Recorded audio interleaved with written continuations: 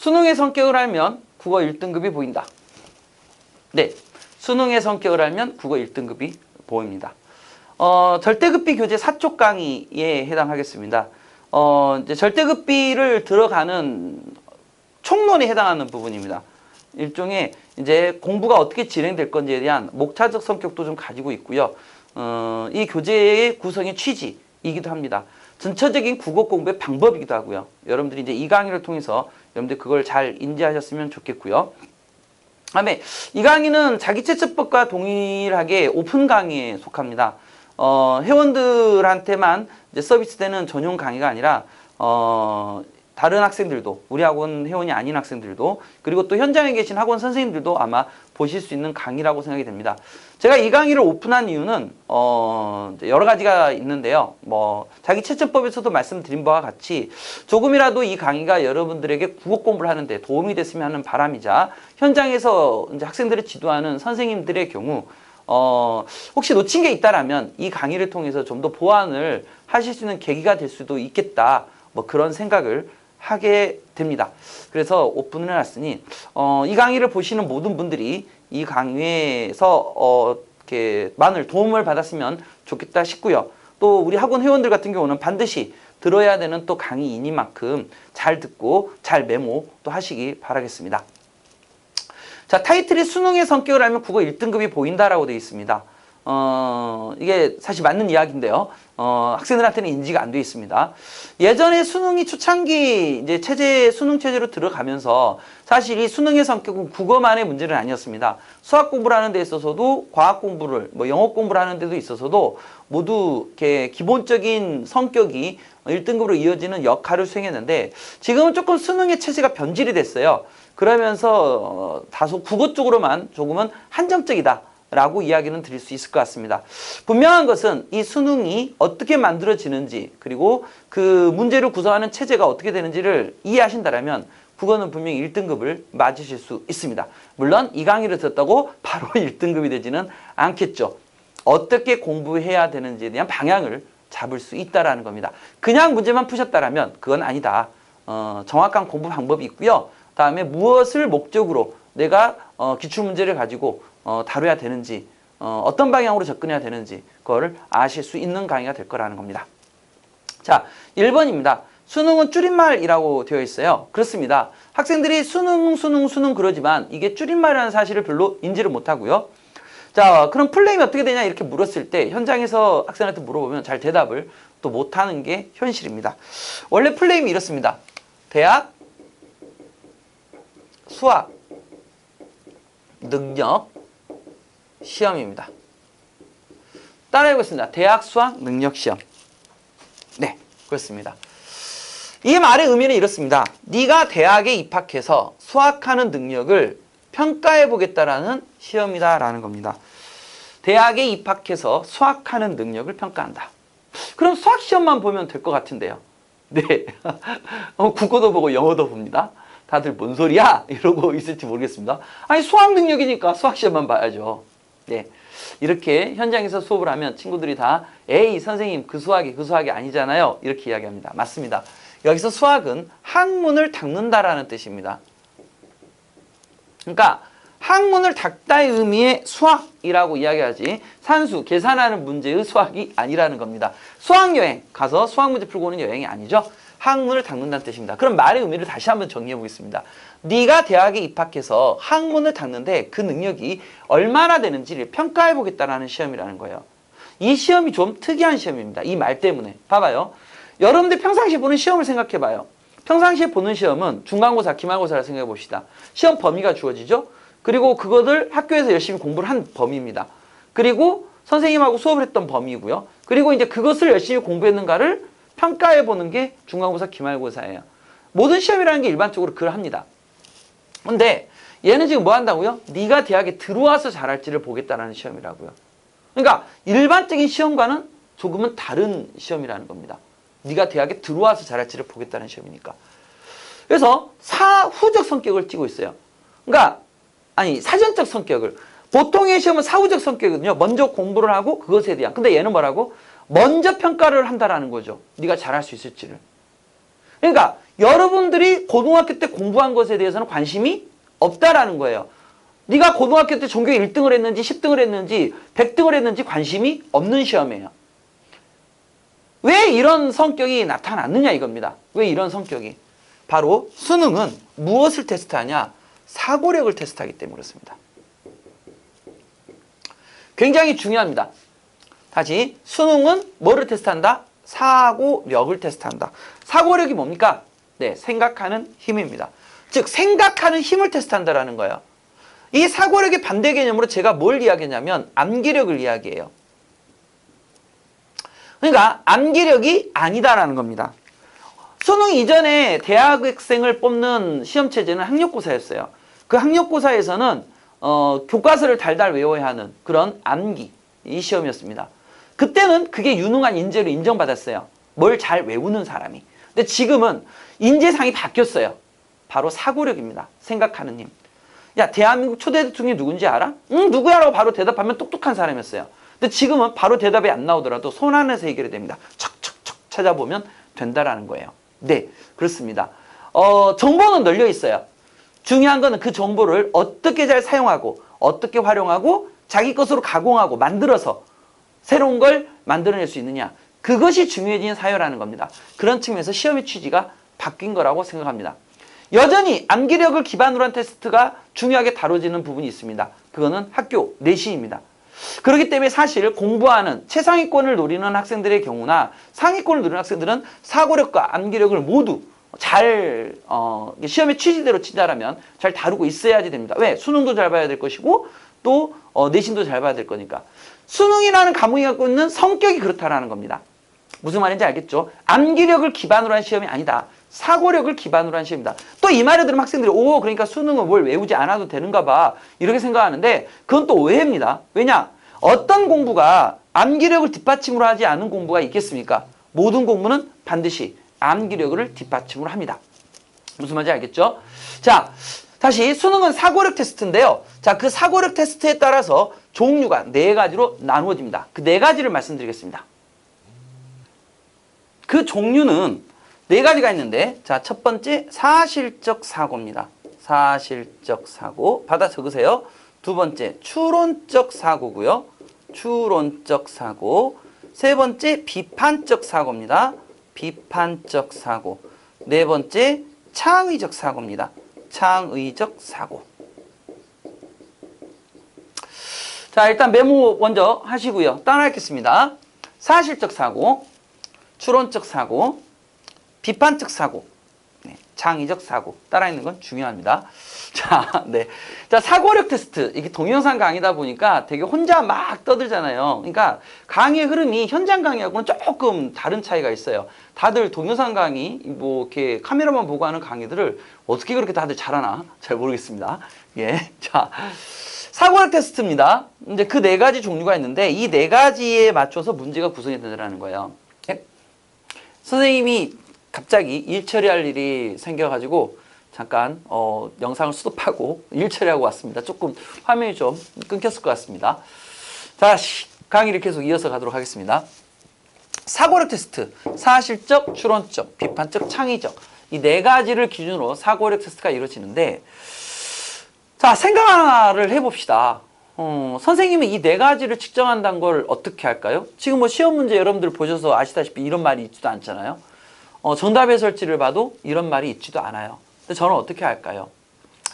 선생님이 지금은 강의 경력이 오래돼서 이렇게 교재도 지금 만들어서 직접 강의를 하고 또 뭐 이제 어느 정도 학원 규모도 안정화를 이뤄서 이제 소문이 지역에 잘 나서 계속 학생들이 유입되고는 있긴 한데 맨 처음에 이 고등학생들을 지도하겠다라고 강의를 하겠다라고 시작하던 처음이 있을 거 아닙니까? 선생님도.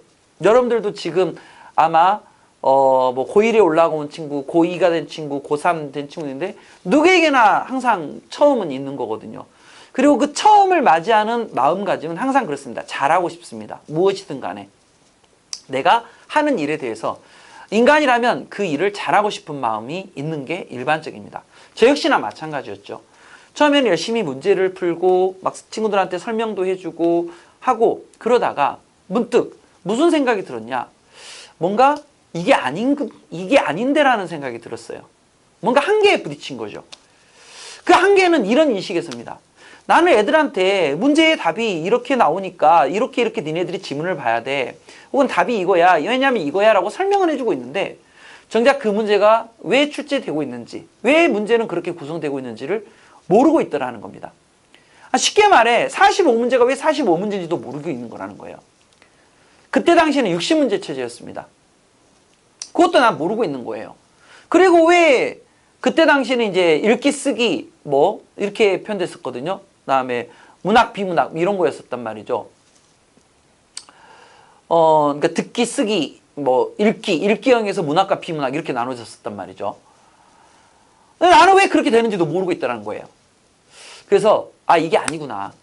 내가 아이들한테 강의를 잘한다라는 거는 문제는 어떻게 만들어지고 그래서 네가 이렇게 문제를 풀어야 한다라는 거랄지 이런 것들을 전해줄 때 아이들한테 좀 더 본질적인 강의 그리고 문제를 이렇게 그냥 풀고 있는 것이 아니라 정확하게 접근해서 빨리 쉽게 해결할 수 있는 방식을 가르쳐 줄 수 있겠구나 라는 생각이 들었어요.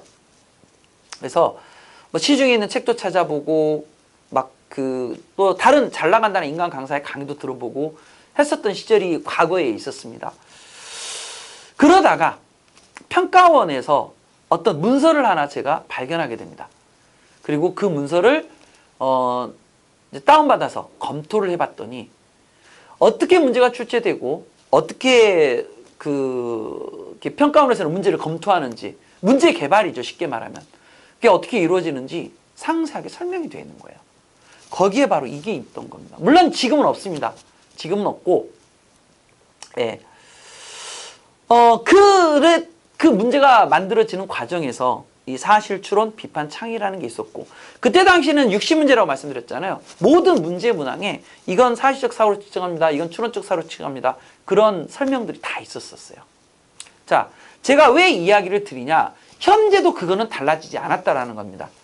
지금도 매년 선생님이 가지고 있는 문서 자료는 아니지만 매년 다른 종류입니다. 매년 평가원에서는 국어 문제를 출제하는 출제 원리와 그리고 수업을 공부를 대비하는 방법에 대한 문서를 내놓습니다. 물론 여러분들이 그걸 볼 필요는 없어요. 이렇게 강의를 통해서 들으면 되는 거니까요. 뭐 이 강의를 듣지 않은 학생들이라면 필요하겠지만 또 있는지도 모를 거예요. 이 강의를 듣고 있는 학생들은 그냥 선생님 강의를 들으시면 됩니다. 현장에 계신 선생님들 같은 경우는 그 자료를 다운받아서 보실 필요도 있을 거라고 생각이 듭니다. 그냥 혹시 문제집만 기출문제집만 가지고 강의를 하셨거나 또 어떻게 해야 될지 갈피를 못 잡았다라면 아마 그 자료가 매우 중요합니다.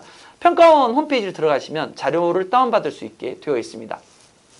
그걸 보시면 이게 다 실려 있어요. 이 말이. 그러니까 목적과 취지에 대한 이야기가 있다라는 겁니다. 자, 그런 측면에서 이 네 가지가 시험지에 나온다. 그러니까 이 네 가지는 매우 중요한 이야기입니다. 자, 보면 사실적 사고 그랬는데 이 사실적 사고가 그럼 뭐냐? 이렇게 되어 있습니다. 주어진 정보의 요약, 주제라고 되어 있어요. 그러니까 이건 역시 선생님이 문제가 개발되는 과정과 그 자료를 검토 그리고 기출문제를 분석했을 때 나온 결과지입니다. 요약하고 주제를 파악할 수 있는 능력을 묻는 게 그 사실적 사고입니다. 추론적 사고는 뭐냐? 끄집어내기입니다. 의미 있는 정보를 끄집어내기. 비판적 사고는 뭐냐? 따지기입니다. 이걸 비판이라고 하니까요. 창의적 사고는 뭐냐? 바꾸기입니다. 이 창의적 사고를 조심하십시오. 학생들이 창의적 사고 그러면 늘 그러잖아요. 새로운 걸 만든다 이런 생각을 한단 말이죠. 근데 아닙니다. 바꿀 수 있는 능력을 묻는 거예요. 그걸 적용하기 영역 전이라고 교재에는 메모가 되어 있습니다. 동그라미 치시고 표시하시면 되겠습니다. 가령 예를 하나 들어보도록 하겠습니다. 시입니다. 시인데 어떤 이제 시가 이렇게 나와 있겠죠? 그러면 이제 시가 실려 있습니다. 그리고 문제가 이렇게 되어 있습니다. 위 시를 보기로 바꾸었다. 적절하지 않는 것은 하고 문제가 나왔어요. 그럼 당연히 이제 보기가 있겠죠. 그리고 1, 2, 3, 4, 5가 있게 되는 겁니다. 이런 문제 구성은 여러분들이 기출문제를 풀어보신다거나 하면 이제 꼭 시가 아니더라도 여러분들이 만나게 되는 문제 구성입니다. 보기는 삐리리의 일기 이렇게 됐습니다. 자, 그러면 얘는 금방 사실, 추론, 비판, 창의 중에 어디에 해당할까요? 예, 바꾸었다 그랬잖아요. 바꾸었으니까 어디에 해당하겠습니까? 네, 창의적 사고를 측정하는 문제에 해당합니다. 창의적 사고. 이렇게 문제가 만들어진다는 거예요. 물론 창의적 사고나 비판적 사고가 많은 문제 비중을 차지하지 않습니다. 주로 사실과 추론적 사고를 묻는 문제 비중이 훨씬 더 많이 차지하고 있습니다.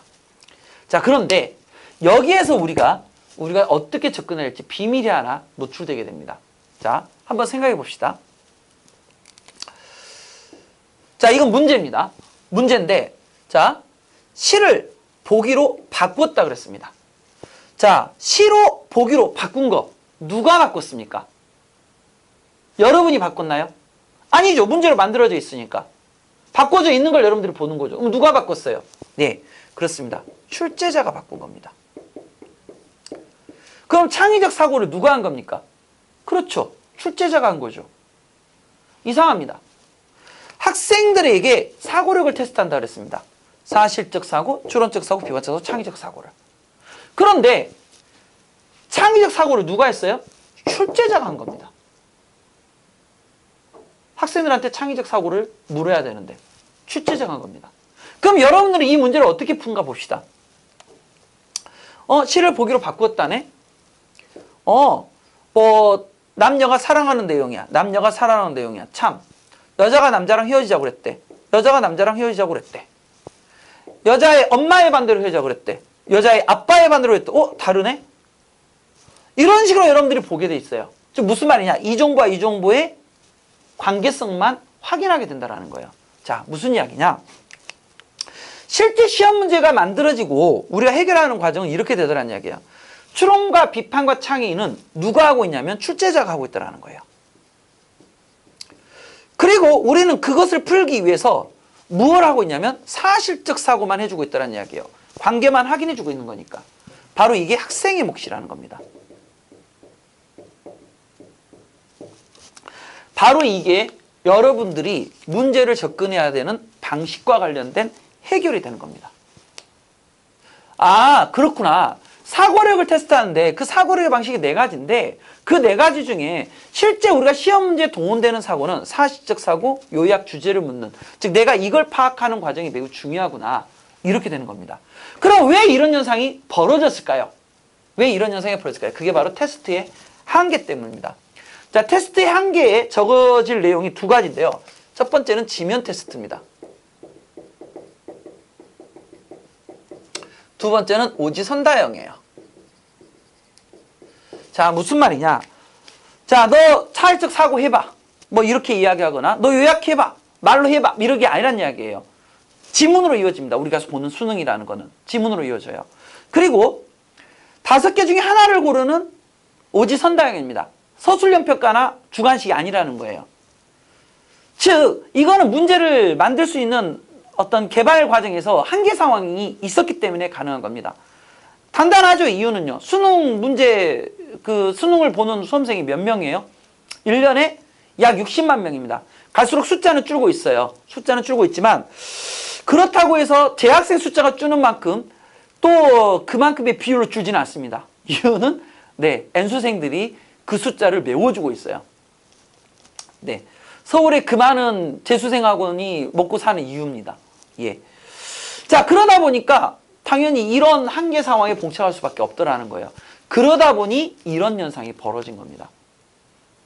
그래서 우리의 몫은 결국은 그럼 뭐냐? 바로 사실적 사고만 하면 된다라는 겁니다.